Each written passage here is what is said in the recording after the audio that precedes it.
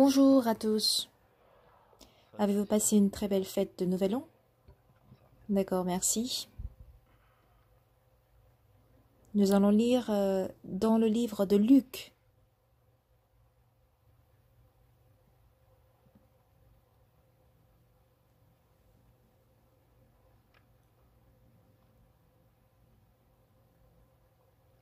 L'Évangile selon Luc, chapitre 19.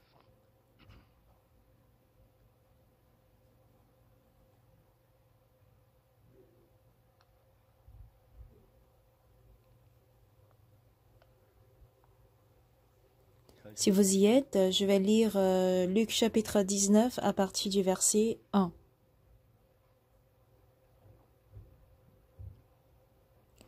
Jésus étant entré dans Jéricho, traversait la ville. Et voici un homme riche appelé Zachée, chef des publicains, cherchait à voir qui était Jésus. Mais il ne pouvait y parvenir à cause de la foule, car il était de petite taille. Il courut en avant et monta sur un sycomore pour le voir, parce qu'il devait passer par là.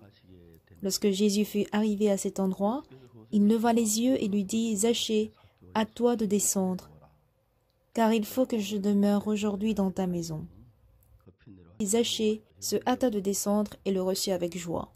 Voyant cela, tous murmuraient et disaient, « Il est allé loger chez un homme pécheur. » Mais Zachée, se tenant devant le Seigneur, lui dit, « Voici, Seigneur, je donne aux pauvres la moitié de mes biens, et si j'ai fait tort de quelque chose à quelqu'un, je lui rends le quadruple. » Jésus lui dit, « Le salut est entré aujourd'hui dans cette maison, parce que celui-ci est aussi un fils d'Abraham, car le Fils de l'homme est venu chercher et sauver ceux qui étaient perdus. » J'ai lu jusqu'au verset 10. Rebonjour.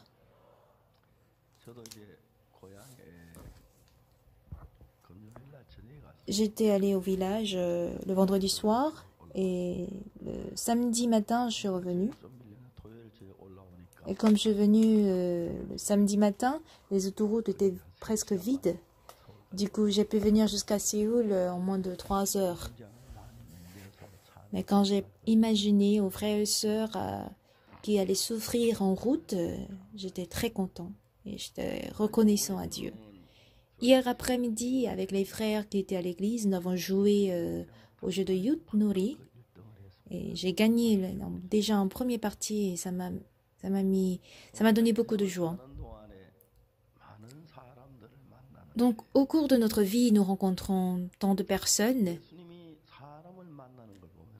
Mais quand nous regardons comment Jésus rencontre des gens, c'est vraiment merveilleux. Mais ce qui est d'ailleurs plus merveilleux, c'est que parmi tous ces hommes, Jésus m'a rencontré. Que j'ai rencontré Jésus. Et j'ai eu un même cœur que lui. Jésus est désormais mon maître. Jésus est le responsable de toute ma vie. Quand je pense à ce fait, je considère ça comme une grande bénédiction extraordinaire. Et on dirait que je rêve. Quand j'étais à Daegu, dans la ville de Daegu, un jour, une personne m'avait écrit une lettre. Pasteur, une personne de mes connaissances a été mutée vers Daegu. Elle s'appelle Shin Kyung-ja. Je voudrais que tu la rencontres. Et pour ma première fois, je suis allée aux manufactures monétaires. J'attendais jusqu'à l'heure de la visite et le soir, je l'ai rencontrée. Et à partir du lendemain, je lui ai demandé de venir dans notre église. Mais cette usine de fabrication des monnaies est située au sud de la ville de Daegu, tandis que notre église était à l'extrême est de la ville de Daegu. C'est dans le quartier appelé Padong, parmi plusieurs quartiers dont le nom est Mudong, Pechudong, nous avons Padong. Donc ça me prend 2 heures pour y aller. Fort heureusement, cette sœur a visité notre église. Et au bout de 3 semaines, cette sœur a reçu le pardon de ses péchés.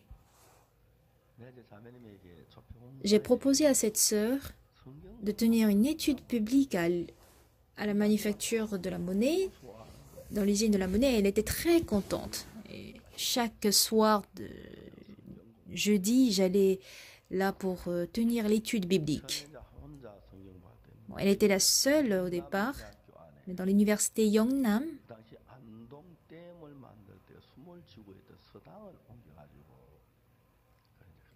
il y avait un temple Confucius près de cette université où on apprend à lire, mais en fait, c'est dans cette salle que nous parlons de Jésus.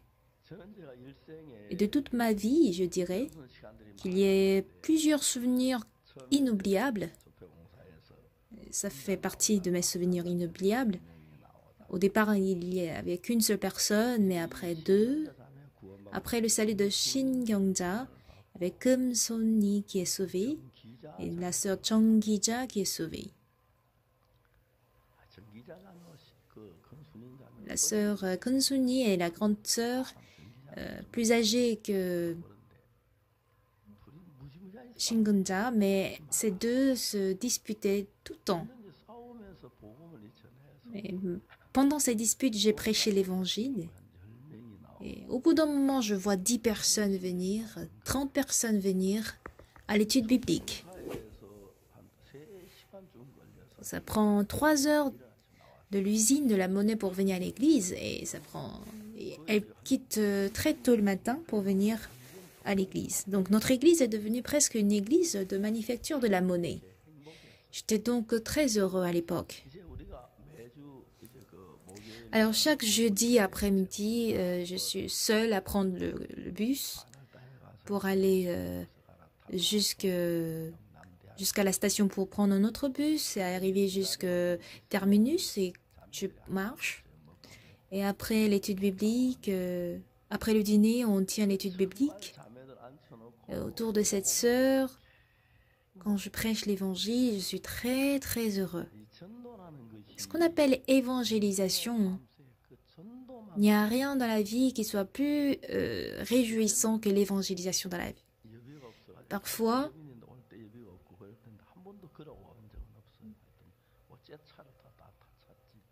je n'avais pas en fait les frais de transport, mais j'ai fait tout et il n'y a pas eu un jour où je n'ai pas pu aller parce que je n'avais pas de frais de transport.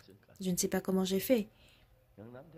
Et quand j'arrive jusqu'au terminus de Yeongnam, de l'université Yeongnam, je dois marcher 1 kilomètre. Vers 22 heures, quand je rentre chez moi, je regarde le ciel et les étoiles scintillaient. Et je me dis, ah, aujourd'hui, Oki est sauvé.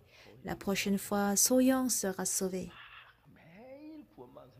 Chaque jour, il y a des gens qui sont sauvés. Et les témoignages de ces sœurs étaient très, très bons.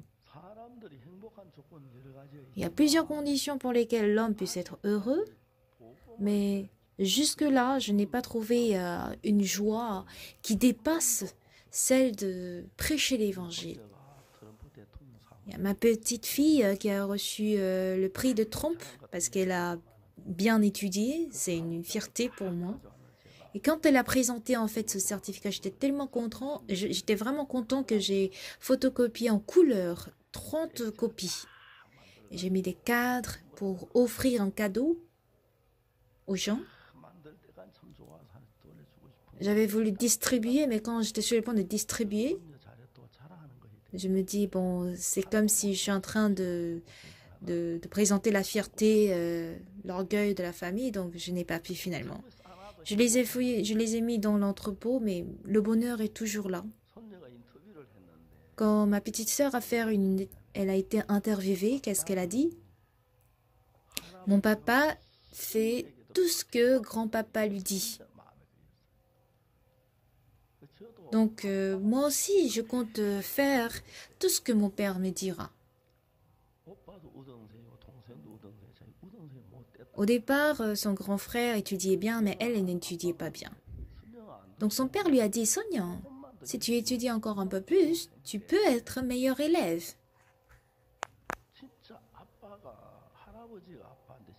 Donc, quand papa dit tel que mon grand-père dit, elle a aussi décidé d'agir selon ce que papa lui dit. Donc, elle a étudié tous les jours selon ce que son père a dit et elle est devenue première de la classe et elle a reçu ce prix de trompe. J'étais très reconnaissant. À l'intérieur du cœur de l'homme, nous avons plusieurs chemins.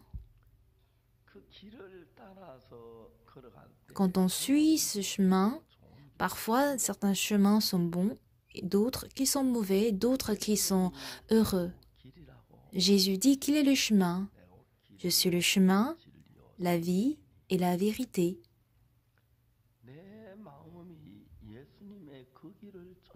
Tant que mon cœur suit les traces de Jésus, c'est pas que je gagne de l'or ou d'un trésor dans le monde, mais je gagne en retour des choses très précieuses. La dernière fois, j'étais à l'Ouganda. J'ai prêché la parole dans l'église de pasteur Joseph Serwada, mais l'ambiance n'était pas bonne. Donc j'ai juste prêché la parole et je suis descendue. Mais quand la deuxième fois j'y suis allée, ce pasteur avait transformé carrément l'ambiance comme la nôtre. C'est la plus grande église de l'Ouganda. Mais c'est pas qu'ils ont construit une chapelle, mais ils avaient construit des tentes. Sur des bâches, on était assis. Moi, en tout cas, je ne pouvais pas m'assurer fréquenter cette église. Parce que d'habitude, ils commencent le culte à 23h jusqu'à 6h du matin. Je ne peux pas garantir d'aller dans cette église. Et ils se promènent dans le désert pour prier. Le culte commence à 23h.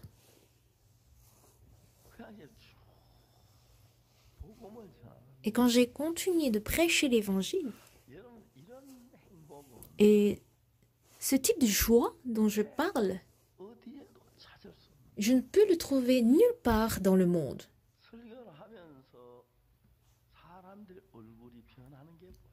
Pendant ma prêche, je vois le visage des gens changer.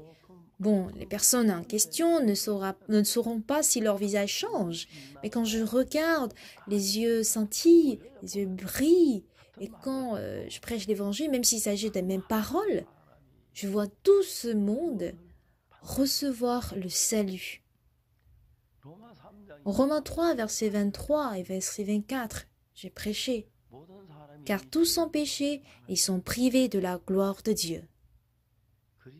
Et ils sont gratuitement justifiés par sa grâce, par le moyen de la rédemption, qui est en Jésus-Christ.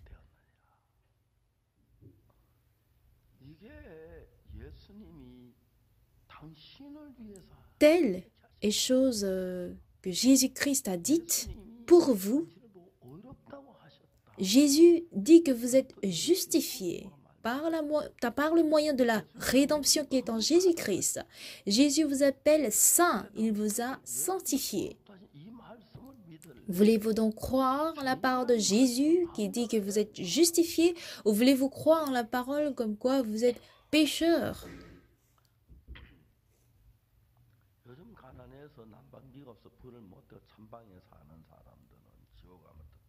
De nos jours, ceux qui sont pauvres et qui n'arrivent pas à dormir en fait dans des chambres bien chaudes, eux ils vont aller en enfer, ils n'ont pas besoin de payer pour le chauffage. Et en Afrique où il y a la pauvreté, ils ne peuvent pas dormir en fait dans des chambres bien climatisées. Donc eux ils vont aller au ciel.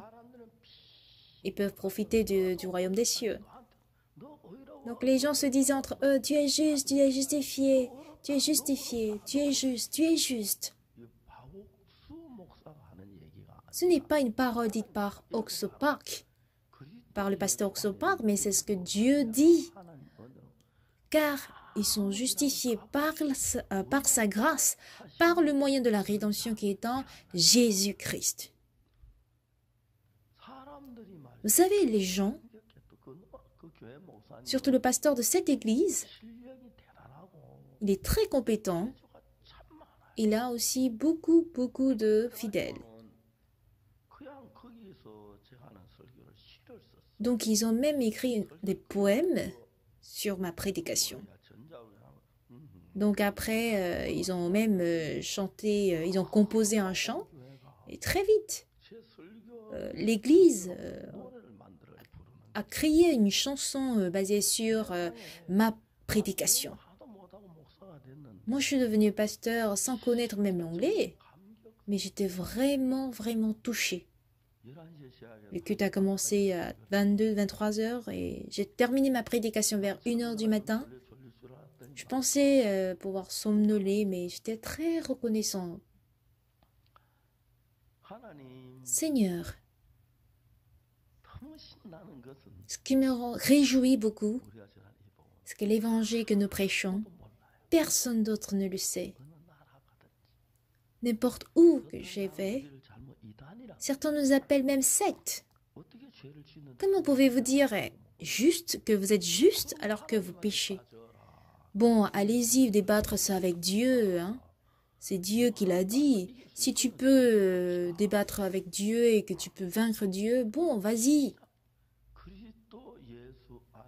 Car nous sommes gratuitement justifiés par sa grâce, par le moyen de la rédemption qui est en Jésus-Christ, où nous serions justifiés. Bon, bientôt on sera justifié. Ou peut-être qu'on serait justifié. Il ne s'agit pas d'une parole de doute, d'accord? Vous comprenez? Vous comprenez?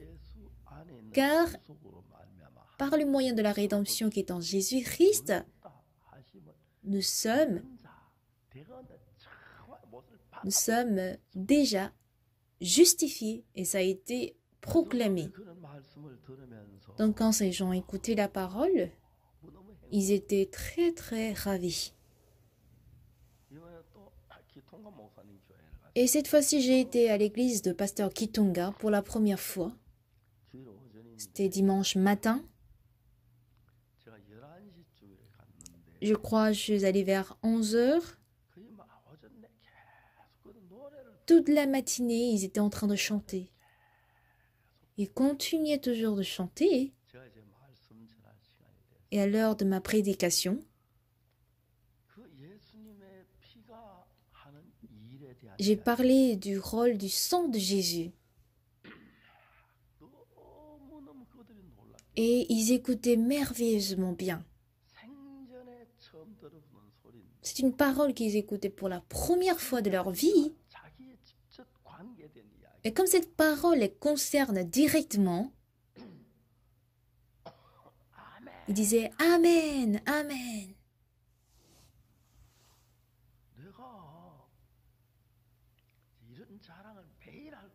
Et je crois que je vais tous les jours parler de cela pour que tout le monde soit pasteur. Pourquoi comptez-vous vivre dans ce monde sans connaître cette saveur? Mais je vous dis la vérité.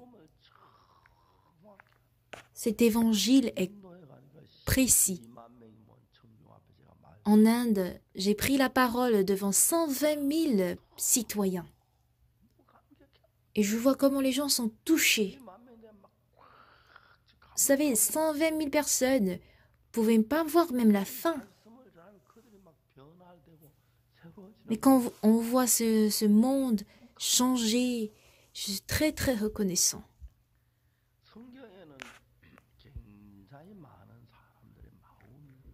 Dans la Bible, sont dessinés les cœurs de plusieurs personnes. Pourquoi je dis cela? Il y a parmi eux le cœur qui ressemble à celui de pasteur Okso Park ou bien semblable au cœur de pasteur Lee Kang-hoo ou de l'ancien Park Moon-taek. Ces cœurs sont tous dessinés. Et parfois, rarement, il y a ce genre de cœurs qui reviennent vers Dieu. Et on voit toutes ces histoires bien narrées dans la Bible. Et à l'intérieur de ce cœur, je fais partie de ces personnes qui a rencontré Jésus. Et je peux dire que j'ai reçu le pardon de mes péchés. Donc je suis très, très ravie. Je n'ai pas besoin de m'inquiéter du vol de ce salut. Personne ne va provoquer de me tuer. Donne-moi ton salut, sans quoi je te tue. Personne ne va me menacer, n'est-ce pas? Ce qui est sûr, toi, tu vas en enfer si tu ne reçois pas le salut. Donc chaque verset de la Bible nous montre comment le cœur de l'homme peut retourner vers Dieu. Comment remettre en ordre un cœur qui est erroné ou un cœur qui est tordu. Et merveilleusement, tout est détaillé dans la Bible. Pour construire cette chapelle, lorsque nous avons payé ce terrain, plus on y pense en fait, je suis très reconnaissant. Pourquoi? On a d'abord acheté ce terrain pour creuser la terre, c'est-à-dire ce sous-sol. Je suis reconnaissant. Quand on creusait ce sous-sol,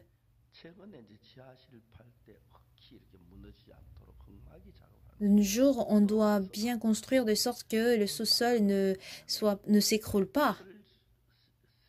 Et pour ce faire, il faut mettre des fers de cette épaisseur, 15 mètres, 20 mètres.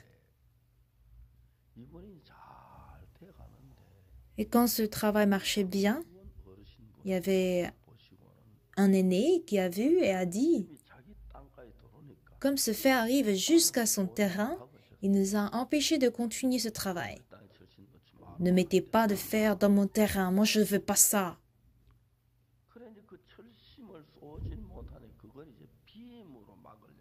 Donc si on veut empêcher en fait d'utiliser le fer, on doit utiliser le BM, mais qui est très cher. Et quand on voulait, disons, creuser, on a presque fini de creuser le sous-sol, cette entreprise a fait faillite.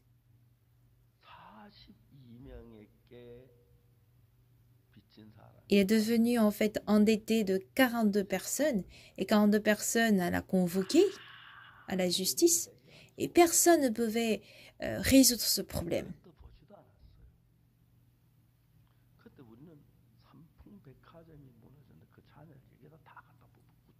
Et de la mairie, ils avaient enterré dans notre terrain toutes les traces du bâtiment du centre commercial qui s'était écroulé. Mais personne ne peut imaginer acheter ce terrain parce que ce terrain coûte très cher. D'ailleurs, c'est près de l'autoroute. Je crois que d'ici 40 km, le terrain est moins cher et j'étais en train de calculer, est-ce qu'on va acheter alors un autre terrain? Mais notre frère a rencontré le propriétaire de ce terrain, qu'il voudrait vendre ce terrain. On a fait appel à tous les débiteurs, mais eux tous n'étaient pas arrivés. Bon, je compte acheter ce terrain à tel prix. Je ne donnerai pas au propriétaire, mais je donnerai à vous parce que vous êtes débiteur et vous allez vous partager la somme. Ils ont cru ne pas recevoir en fait de l'argent. On a reçu la signature de toutes ces 40 personnes. Donc, ça a été vendu en fait très moins cher. Et on est très reconnaissant. On a pu acheter très moins cher. Donc normalement, le plan de ce bâtiment n'était pas en fait un plan d'une chapelle, mais c'était juste un entrepôt ordinaire. Mais quand nous avons construit l'église, la chapelle, la mairie a donné l'autorisation de construire. En tout cas, en cette période, nos frères tous les grands zélés de notre mission étaient venus. Ils allaient tout le temps à la mairie. Ils avaient construit l'immeuble jusqu'au 5e étage. Et la mairie a d'un coup été étonnée de voir l'allure à laquelle les étages montaient. Donc, ils ont annulé l'autorisation de construction finalement. Ils ont voulu détruire notre chapelle. Et même le tribunal nous a ordonné de détruire. Donc, au premier jugement, ils ont décidé de détruire cette chapelle. Et c'est après le premier jugement que je suis affectée à Gangnam. Donc, pour résoudre cette affaire, on était bloqués. On était très tristes. Notre église sera détruite. Il y a eu plusieurs avocats qui venaient vers moi pour gérer cette affaire, mais je ne peux avoir confiance à personne. Donc, il y avait un frère qui était sauvé dans notre église, il s'appelle Park Moon-taek. Il a dit qu'il était avocat, ça fait 1 mois. Donc, je peux dire que dans le monde, on le considère comme un avocat poussin. Mais vous savez, c'est souvent un avocat poussin qui travaille plus ardemment. Ou bien c'est pas ça, un poussin? On me fait savoir qu'il est devenu avocat, ça fait 1 mois. Bon, si je raconte ça, les gens sont étonnés. L'ancien Park Moon-taek n'a pas fait autre chose. Mais il est allé au tribunal pour fouiller tous nos dossiers. Mais la loi qui annule la construction, c'est pas parce qu'on annule que ça s'annule, mais dans les lois de construction,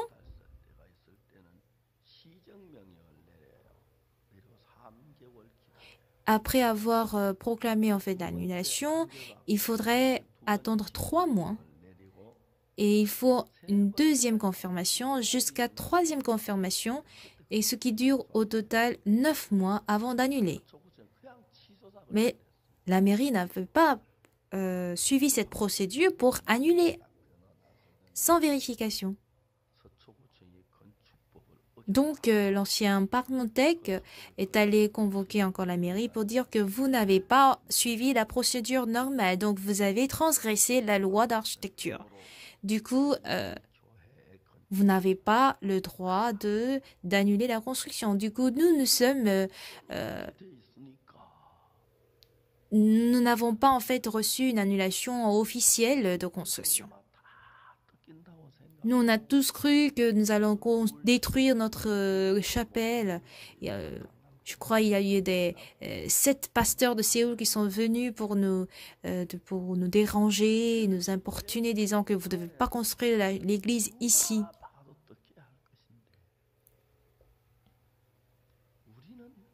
Si c'était les autres, ils allaient détruire, mais nous sommes des hommes de Dieu. Et j'ai expérimenté tant de fois ce genre d'expérience. Comment une personne comme moi peut rencontrer un président de la République?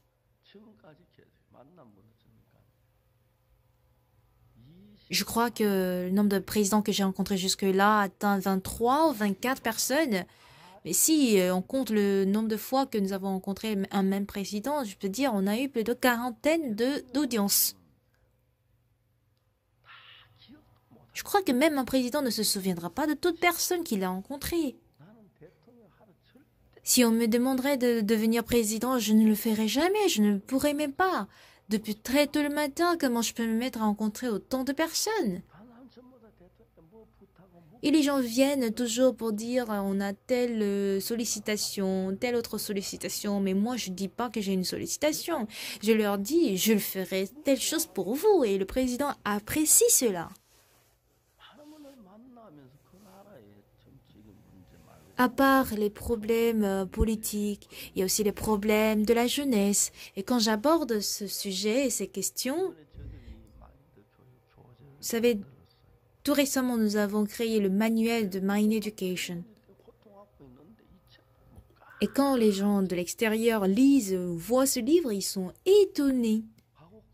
Ils disent que Pasteur Rosso Park, il est un génie qui n'existe pas dans ce monde. C'est vraiment ridicule, non? Je me demande quel génie je suis. Je ne suis pas un génie.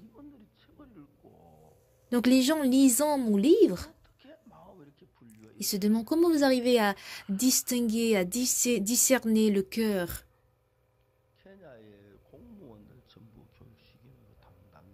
On nous a confié l'éducation des fonctionnaires au Kenya et ces responsables de l'éducation des fonctionnaires, ils sont 9. Ils sont venus à IYF et ils ont suivi une semaine de formation chez nous. Ils l'ont apprécié. Ils pensaient à une simple éducation au départ. Bon, nous pensons que c'est des simples personnes, mais arrivé au Kenya, je constate qu'ils sont des grandes personnes. Ces éducateurs se considèrent fiers même d'être éduqués par nous. Disons qu'ils ont gagné la meilleure mentalité au monde. Et quand je suis allée cette fois-ci au Kenya, ils avaient loué une grande salle et ils ont même préparé une fête. Et ils m'invitaient à moi de tenir un cours de Mind. Et nous avons décidé de former tous les fonctionnaires de Kenya. Donc, si les fonctionnaires ne suivent pas la formation chez nous, ils ne peuvent pas être d'ailleurs fonctionnaires. Quand j'y pense, je vois qu'ils sont des personnes de haut rang, mais ils m'ont donné des cadeaux, disons, présentant toute leur gratitude et reconnaissance. Pendant que je prêche l'évangile, je vois que tout est connecté à toute personne. Même le président d'Honduras m'a accueilli. Le président de El Salvador nous a dit de venir. Et même dans ce pays, ils ont accepté le Mind Education, notre évangile. Et sur cette planète Terre, les jeunes changent à une vitesse incroyable au travers l'Internet et tout ce genre de choses. Ils ont du mal à réfléchir profondément. Ils agissent donc impulsivement. Ils ne peuvent pas distinguer en fait des pensées qui s'élèvent en eux. Et les problèmes des jeunes est le plus sérieux dans le monde. Si 4 ans vont s'écouler dorénavant, il y aura beaucoup de parents, énormément surtout, qui seront même battus et tués par leurs propres enfants. Donc, laissons de côté ça. Bon, préparez-vous, apprêtez-vous à ne pas être tués par vos enfants. Donc, ça peut arriver. Les scientifiques l'ont prouvé qu'il y aura plusieurs parents qui seront battus et tués même par leurs enfants. On voit des jeunes qui agissent comme ils veulent. Donc, la valeur que nous enseignons le plus aux jeunes, c'est la réflexion, la maîtrise de soi et la sagesse. Nous enseignons ces 3 valeurs. Comment apprendre la réflexion profonde? J'explique en détail. Et quand j'explique comment il faut réfléchir profondément, bon, je prends l'exemple de la Corée du Sud. Les véhicules coréens, en Corée d'ailleurs, pour 1,8 pour une personne sur 1,8, on a un véhicule. Donc, si on a 10 millions d'habitants à Séoul, on a en moyenne 5 millions de véhicules. Mais autrefois, il y avait un véhicule américain qui était venu et qui a été explosé. On voit que le moteur reste intact alors que d'autres choses s'explosent, d'autres pièces s'explosent. Donc c'est avec ce moteur que nous avons fabriqué la couverture et autres pour conduire. Quand le pont de Naktongang était brisé, dans la journée même, il y avait des hommes qui descendaient de la voiture pour pousser les voitures, faire des descentes, des montées, etc. Donc les Coréens pensaient à quoi à l'époque? Il y aura une époque, une période où on parlera de my car, c'est-à-dire ma voiture en Corée du Sud. Mais auparavant, on ne pouvait pas imaginer que sur 2 personnes, on aura une voiture. Dans les années 1900, je crois 1969,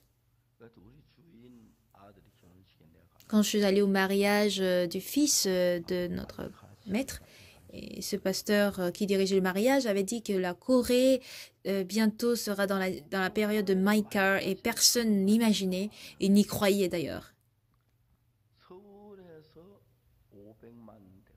À Séoul seulement, nous avons besoin de 5 millions de voitures. Et pour toute la région, toutes les régions de la Corée, on a besoin des millions de véhicules. Donc quand on a calculé, on voit que le prix d'achat des véhicules à l'extérieur, à l'étranger, est énormément cher. En fait, la Corée pouvait fabriquer tout sauf le moteur à l'époque. On sait que nous devons ouvrir une usine automobile, mais on ne savait pas fabriquer le moteur. Donc au final, après toute réflexion, on a décidé d'acheter le moteur japonais à condition que nous apprenions comment fabriquer le moteur. Donc on achetait les moteurs japonais et on allait demander au président d'entreprises automobiles japonaises de nous enseigner comment fabriquer le moteur. Mais ils ont dit non, vous ne pouvez pas. Bon, après quelques tentatives, on est revenu sans aucune bonne nouvelle. Mais la deuxième visite, la deuxième tentative, c'était toujours pareil. Les Coréens ne peuvent pas fabriquer le moteur. Vous n'avez pas de connaissances. Donc, après la 3e année, on a dit, vous avez promis de nous enseigner comment fabriquer le moteur. Non, avec vos compétences, ce n'est pas encore suffisant.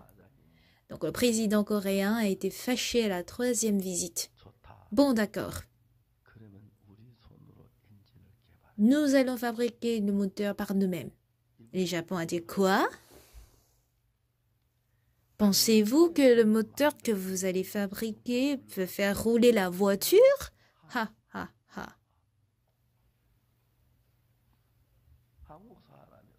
Et le président coréen fait sortir son cahier, son carnet, pour noter. Pensez-vous que le moteur le moteur que vous allez fabriquer peut faire rouler la voiture? Ha, ha, ha. Il est retourné en Corée pour faire appeler tous les employés. Voici comment le président japonais nous a insultés. Mais essayons-le pour voir si on peut le faire ou pas. Donc, ils ont créé un comité de fabrication de moteurs et écrivaient, pensez-vous que le moteur que vous allez fabriquer peut faire rouler la voiture? Ils l'ont collé dans leur bureau. Et quand ils ont cherché à fabriquer le moteur, ils voient que le principe est simple. On a le cylindre, on a des pistons, on a le courant, et on a aussi des techniques. Donc, c'était au final très facile. C'est ainsi que nous avons réussi pour toute la première fois de fabriquer le moteur.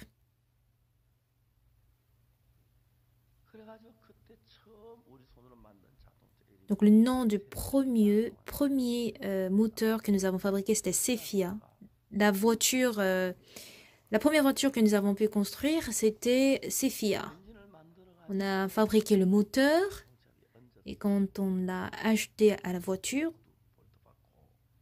on l'a vissé, touk, touk, touk, touk. Après, on a mis du carburant. Donc, dans l'usine automobile, nous avons des routes sur lesquelles on teste la voiture. On a démarré et voici comment ça file. Tout le monde pleurait. C'était vraiment un moment très touchant. Peut-être que vous ignorez,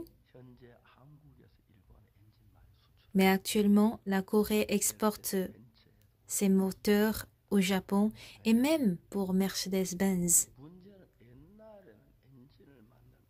Autrefois, les fonctions du moteur étaient très faibles. La première voiture que j'avais payée,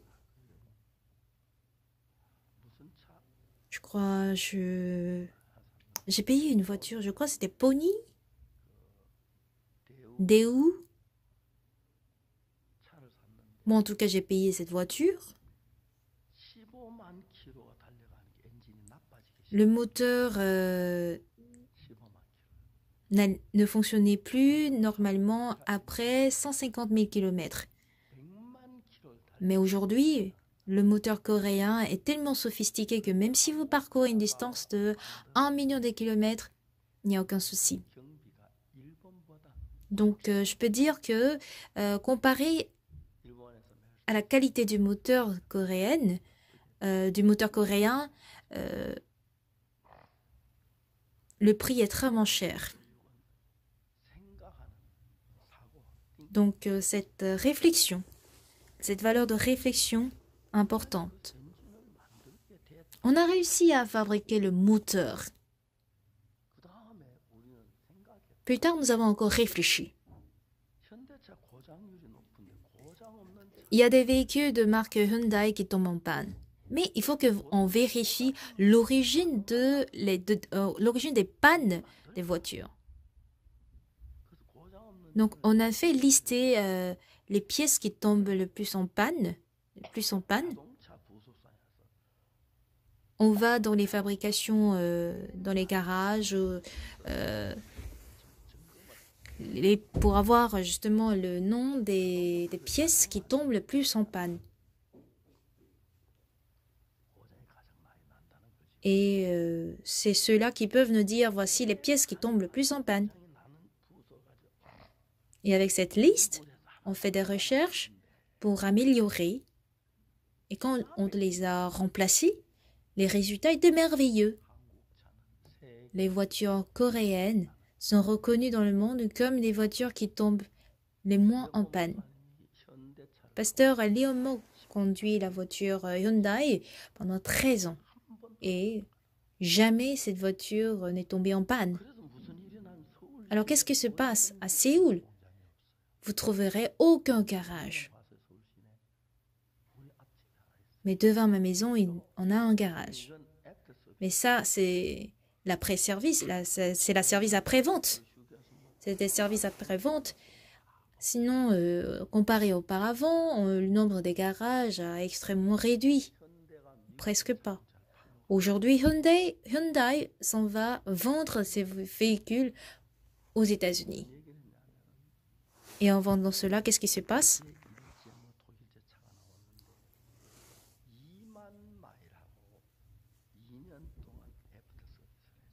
Alors, qu'est-ce que nous faisons? On garantit en fait jusqu'à 2 ans. Aux États-Unis, les véhicules de marque allemande et autres ont une garantie de 2 ans. Mais pour Hyundai, nous garantissons 100 000 miles et 10 ans. On garantit le service après-vente pendant 10 ans. Et quand on a proclamé ça, tout le monde avait dit Hyundai, vous êtes mort. Mais même après 10 ans, la voiture ne tombe pas en panne, à moins que cette voiture fût accidentée. Levez la main si vous avez utilisé la voiture Hyundai plus de 10 ans. C'est tombé en panne combien de fois? Répondez-moi. Levez la main. Ceux qui ont les véhicules de marque Hyundai. C'est tombé en panne? Combien de fois? 0.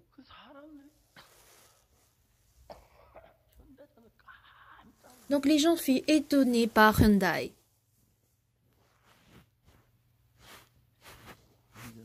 Le problème, c'est que Hyundai fabrique de meilleurs véhicules par la réflexion. Et la marque Genesis, c'est Genèse. Genesis, c'est Genèse. En anglais, la Genèse, c'est Genesis. Et en cela, il y a Adam, il y a tout.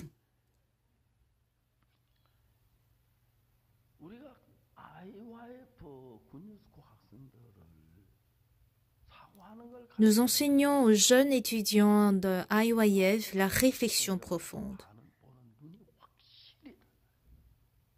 Et même s'ils sont les mêmes jeunes, la façon de voir est complètement différente. Moi, j'ai appris à réfléchir profondément. Et quand je relis à la Bible, je vois que tout marche. Tout est lié à la Bible. Quand je lis le livre de Esther, j'ai des frissons. Esther se présente devant le roi, elle sait qu'elle va mourir. Mais le roi tend en fait ça.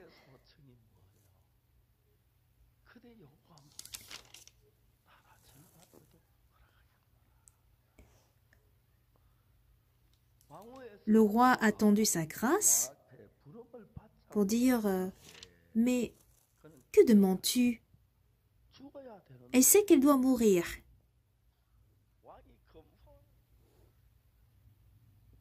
Mais le roi a tendu sa canne en or. Et si le roi le présente, elle ne meurt pas.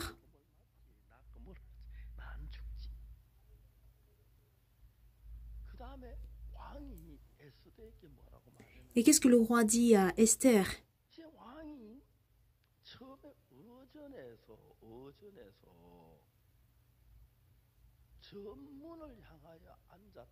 Elle était assise en fait à l'entrée du palais. Elle était assise.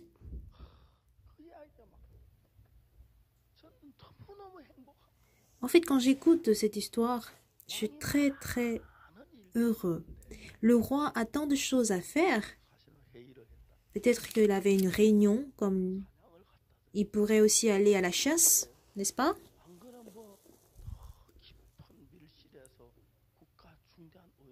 Ou bien, si jamais elle vient pendant l'absence du roi, elle serait morte. Mais il était assis en fait sur son trône pour réfléchir et là la porte s'ouvrait. Le roi fut surpris. Qui est-il? On sait que si quelqu'un entre sans que le roi n'appelle, cette personne meurt. Et il a vu en fait le bout de la robe et d'un coup il reconnaît sa femme, Esther. Et d'un coup, le roi fut étonné de le voir qu'il y a attendu grâce. Ça fait 30 jours que je n'ai pas rencontré le roi. Et certainement dans le cœur de ma femme, de ma reine, il doit y avoir un souci.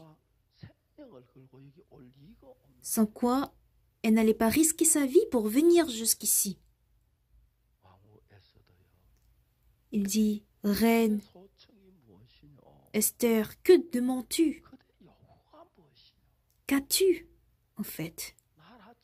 Quand ce serait la moitié du royaume, elle te serait donnée. » J'allais dire, « Ah, merci, roi. » J'allais accepter directement. Si le roi le trouve bon et que le roi vienne aujourd'hui, avec Haman au festin que je lui ai préparé. Voici comment Esther a répondu. Le roi se sent vraiment curieux. C'est pas la fête qui est importante, c'est pas le festin, mais pourquoi est-elle venue me voir?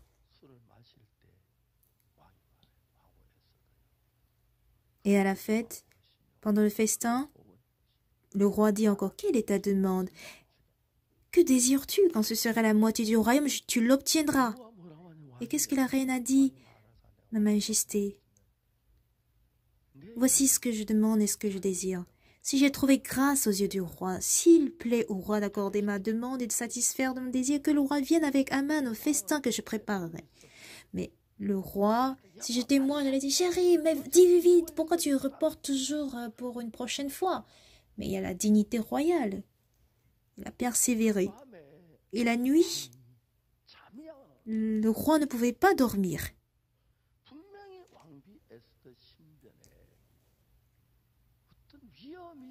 Il doit y avoir certains dangers pour Esther, qu'elle a risqué sa vie pour revenir.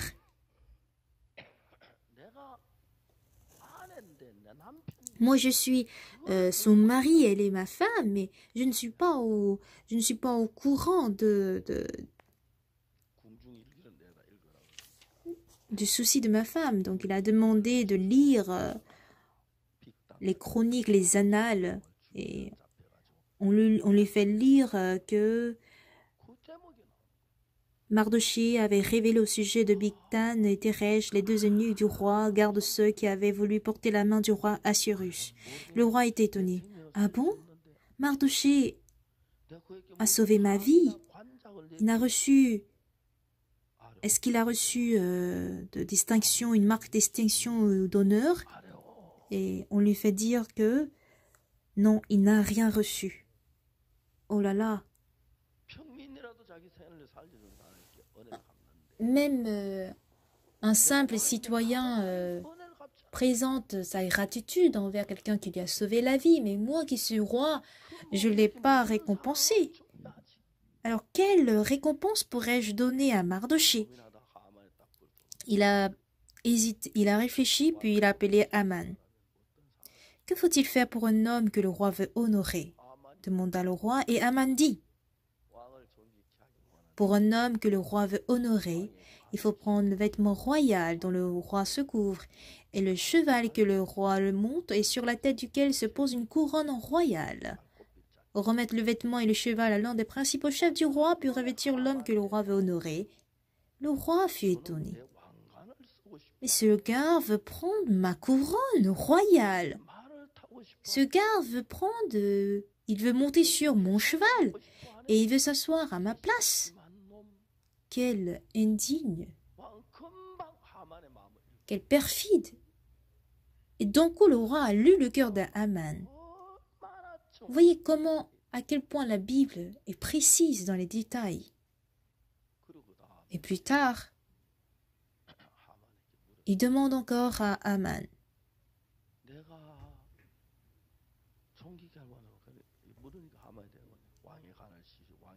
Bon, Aman a dit qu'il se couvre de vêtements royaux, de la couronne royale, qu'il monte sur le cheval. Se gare. Il veut ma place. Bon, le lendemain, c'était le dernier festin. Le roi encore demanda à Esther. Ma reine, quelle est ta demande? Quelle est ta demande, reine Esther? Elle est un roi et donc il garde en fait sa dignité. Si j'étais à sa place, moi je peux pas supporter ce suspense. Un jour, en fait, ma femme avait payé ce fameux micro-ondes. Elle l'a payé, mais elle me disait, chérie, j'ai payé quelque chose à ton insu. Mais peux-tu me pardonner? Il faut que je sache pour te pardonner. Dis-moi d'abord. Elle dit donc d'accord, fais comme si tu n'as rien entendu. J'ai jamais gagné ma femme depuis qu'on s'est disputé. Je suis vraiment gentil, un gentil mari. Sinon, si je me bats avec elle, j'allais certainement la gagner. Elle avait payé à presque $1000. Donc je lui ai demandé, mais explique-moi comment tu as payé ça. Apparemment qu'il y avait une compétition de cuisine. Et quelqu'un est venu présenter le micro-ondes où il peut même préparer des patates douces. Et elle a aimé. Elle aime ça. Quand elle va au marché pour faire les courses, elle s'en va acheter des médicaments aussi de surplus. Le roi était vraiment impatient. C'était le dernier festin. Reine Esther, quelle est ta demande? Quelle est ta demande? Que désires-tu? La reine, regardant le roi, dit: si j'ai trouvé grâce à tes yeux, au roi, et si le roi le trouve bon, accorde-moi la vie. Voilà ma demande et sauve mon peuple. Voilà mon désir, car nous sommes vendus, moi et mon peuple, pour être détruits, égorgés, anéantis. Encore si nous étions vendus pour être esclaves et servantes, je me tairais. Mais l'ennemi ne saurait compenser le dommage fait au roi. Le roi a pris la parole pour dire: qui est-il? Où est-il celui qui se propose d'agir ainsi? Esther répond: l'oppresseur, l'ennemi, c'est Haman, ce méchant-là. Et le roi, dans sa colère, il cria, se leva et quitta le festin. Haman, voulant vivre, demandait la grâce de la vie à reine. Il voyait bien, il s'est mis sur le lit d'Esther. Et quand le roi revient, il voit sur les genoux d'Esther. Serait-ce encore pour faire violence à la reine chez moi dans le palais?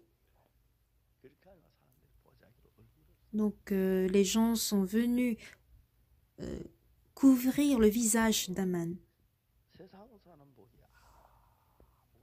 Je suis une personne sans valeur selon les gens du monde.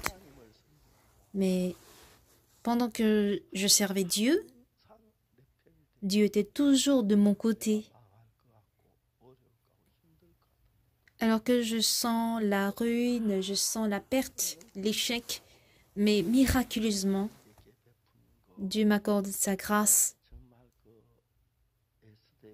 Cette même grâce qu'il a accordée à Esther.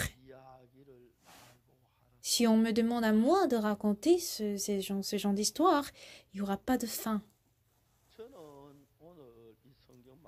Alors aujourd'hui, en lisant ce passage de la Bible,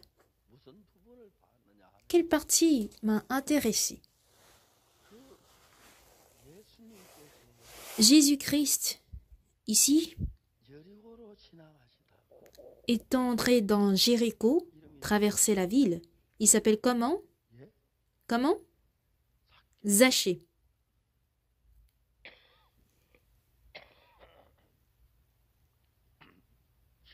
Il est court de taille, il est moche. Aussi, Jésus a aperçu Zachée qui vivait selon la chair. Si Jésus passait par Jéricho, c'était pour rencontrer Zachée. Et quand j'y pense, je suis très très reconnaissant.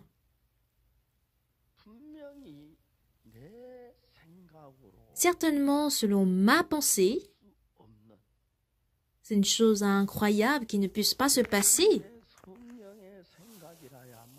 C'est que par la pensée de l'esprit de Jésus que je peux comprendre comment mes péchés, qui sont aussi nombreux que le nombre de mes cheveux, puissent être lavés. Avec la sagesse du monde, on ne peut jamais, jamais le croire. Ce Jésus est venu me voir en 1962, le 7 octobre 1962, au petit matin.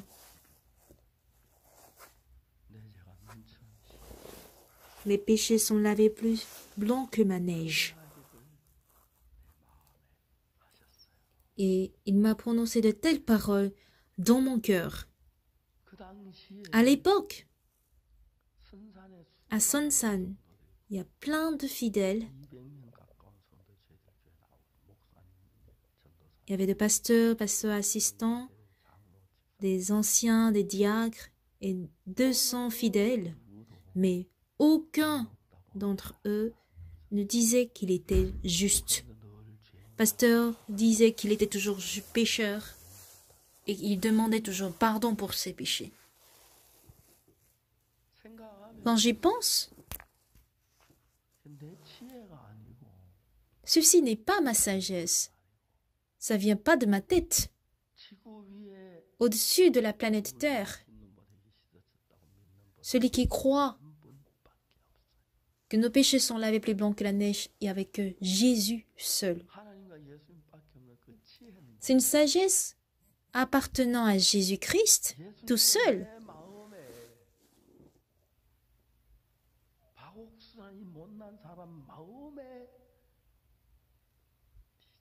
Mais Jésus dit à moi, qui suis pécheur, tes péchés te sont pardonnés. Et voici ce qu'il a dit.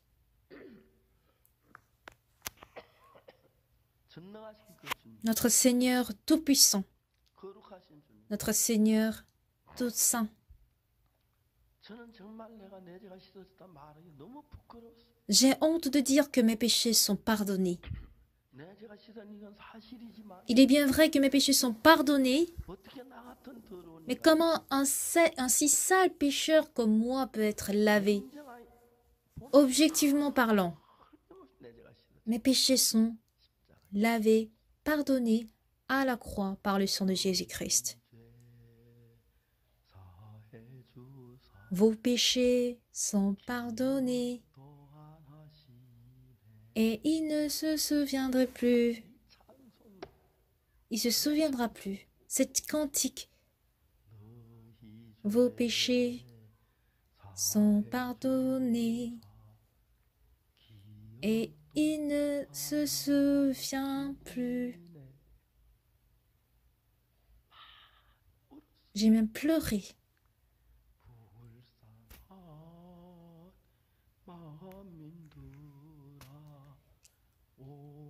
Cher peuple, cher pauvre peuple, il vous appelle.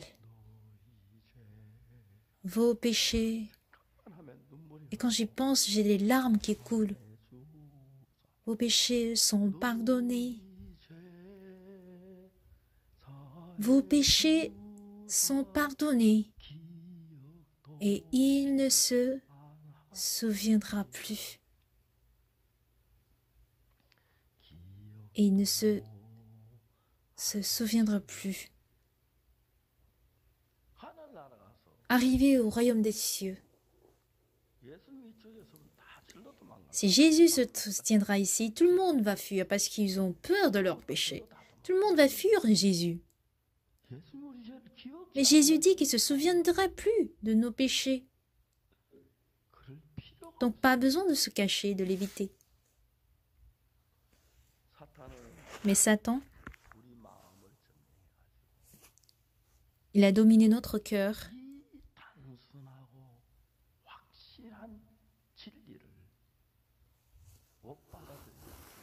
Il nous empêche d'accepter cette vérité, cet évangile. Voilà pourquoi il a mis la confusion et le chaos dans le cœur des hommes. Même aujourd'hui, où il fait si froid, il y a des gens qui vont au sommet de la montagne pour même déraciner certaines plantes, pour prier, en tenant même les racines, le tronc d'arbre. Ils prient pour le pardon le pardon de leurs péchés. Mais la parole de Jésus dit, ils sont gratuitement justifiés par sa grâce, par le moyen de la rédemption qui est en Jésus-Christ. C'est par le moyen de la rédemption qui est en Jésus-Christ. Nous avons été gratuitement justifiés par la grâce de Dieu.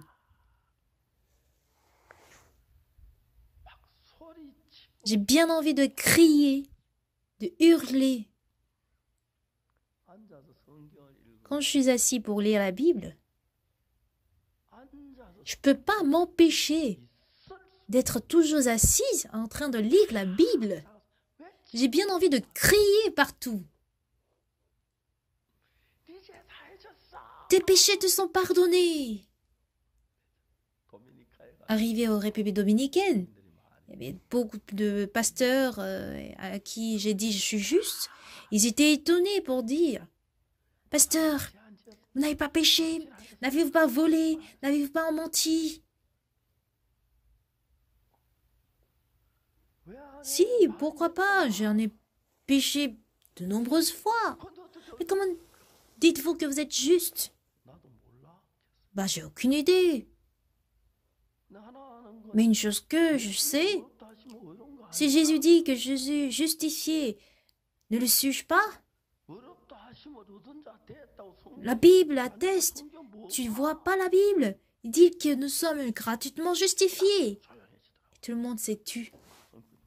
Et plus tard, tous ces pasteurs venaient vers moi, sur le podium, et je croyais qu'ils venaient pour me battre.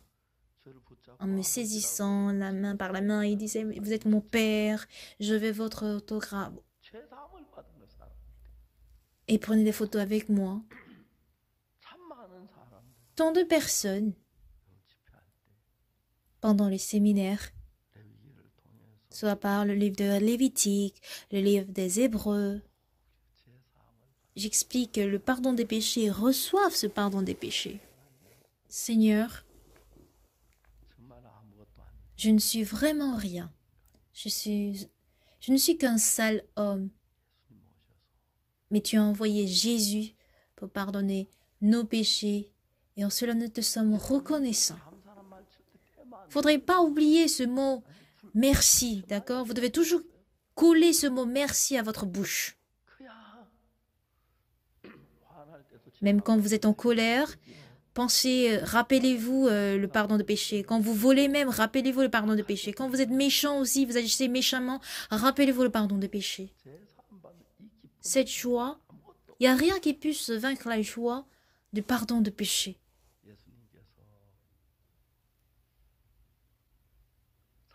Jésus-Christ a aimé Zachée.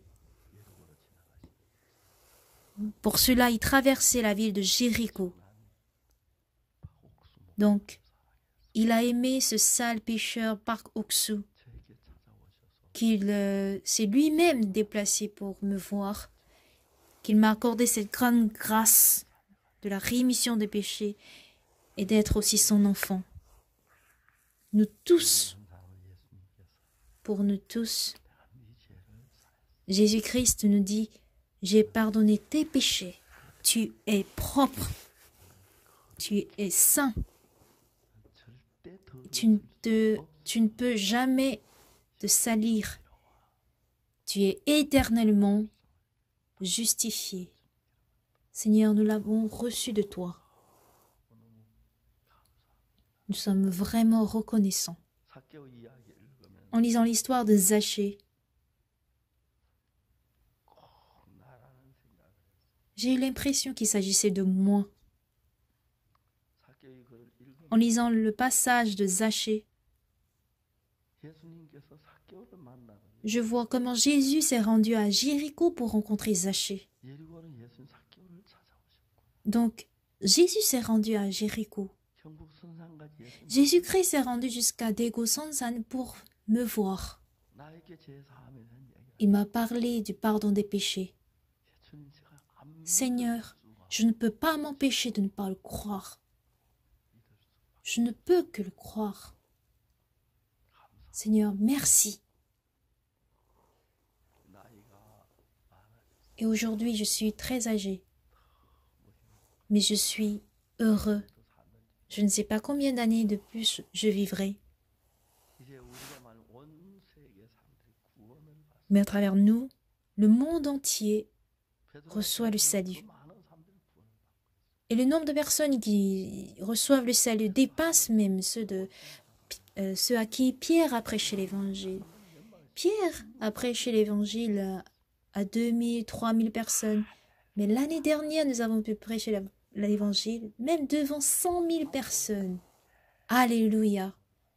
Alléluia, nous allons toujours continuer à prêcher l'évangile. Cette année, en Tanzanie, j'étais devant 2000 personnes, 1500 personnes chez l'église de Serwada, du pasteur Serwada, ensuite 2000 personnes devant 2000 personnes de l'église de Kitunga. Un autre endroit, on était devant 750 personnes. Partout où je vais, je vois Dieu travailler merveilleusement. Je vais juste pour aller prêcher la parole, m'entretenir avec les gens. Nous sommes tous des précieux élus de Dieu, des enfants de Dieu. Merci. Nous allons prier.